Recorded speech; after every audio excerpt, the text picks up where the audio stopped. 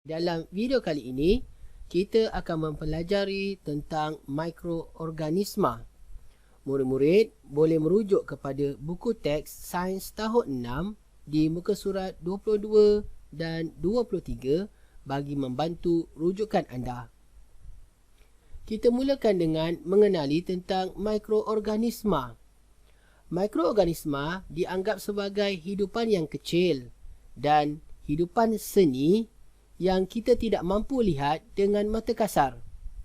Hidupan-hidupan ini ada di sekeliling kita dan boleh dilihat dengan menggunakan beberapa alat seperti kanta pembesar dan mikroskop. Ini merupakan contoh kanta pembesar dan mikroskop yang boleh digunakan dan membantu anda untuk melihat mikroorganisma. Terdapat beberapa jenis mikroorganisma yang perlu kita ketahui. Setiap mikroorganisma ini memiliki ciri dan sifat yang berbeza. Terdapat bakteria, protozoa, alga, fungi dan virus di dalam keluarga mikroorganisma.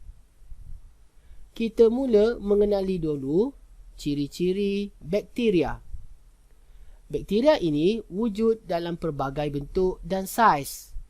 Mereka terdapat di persekitaran kita seperti di tangan, meja ataupun tanah. Gambar yang saya paparkan ini merupakan contoh bakteria yang dikenali sebagai Bacillus dan E. coli. Mikroorganisma yang kedua dikenali sebagai protozoa. Protozoa ini adalah mikroorganisma yang tinggal di kawasan yang berair seperti kolam, tasik dan sungai.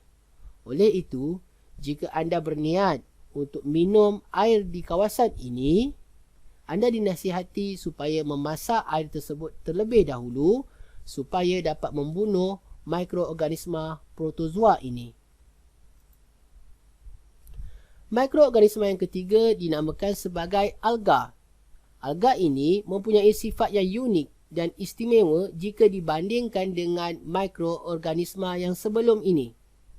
Kerana alga mampu menjalankan proses fotosintesis yang biasanya ditemui pada tumbuh-tumbuhan.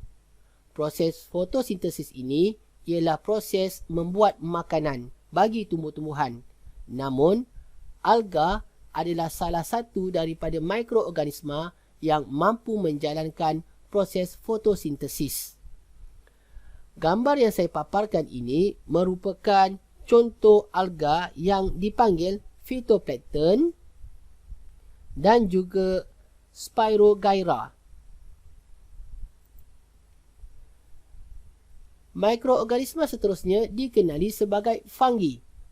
Fungi ini biasa kita jumpa kerana kita kenali mereka sebagai kulat. Namun, kulat hanyalah salah satu daripada fungi yang boleh dilihat dengan mata kasar. Terdapat beberapa lagi jenis fungi yang masih memerlukan kanta pembesar ataupun mikroskop untuk melihatnya, seperti Mucor dan Penicillium. Gambar yang saya paparkan ini adalah contoh Mucor dan Penicillium. Akhir sekali, kita kenali virus. Yang mana virus ini merupakan mikroorganisma yang paling kecil dan memerlukan mikroskop elektron yang berkuasa tinggi untuk melihatnya. Gambar yang saya paparkan ini merupakan contoh virus HIV dan juga virus dengue. Akhir sekali, sebagai kesimpulan pembelajaran kita, mikroorganisma ialah sejenis hidupan seni yang kita tidak mampu lihat dengan mata kasar. Oleh itu, kita memerlukan alat seperti mikroskop dan kanta pembesar untuk memudahkan proses pemerhatian kita terhadap mikroorganisma. Terdapat beberapa jenis mikroorganisma iaitu bakteria, protozoa, alga, fungi dan virus. Sekian saja pembelajaran kita pada hari ini. Sekian, terima kasih.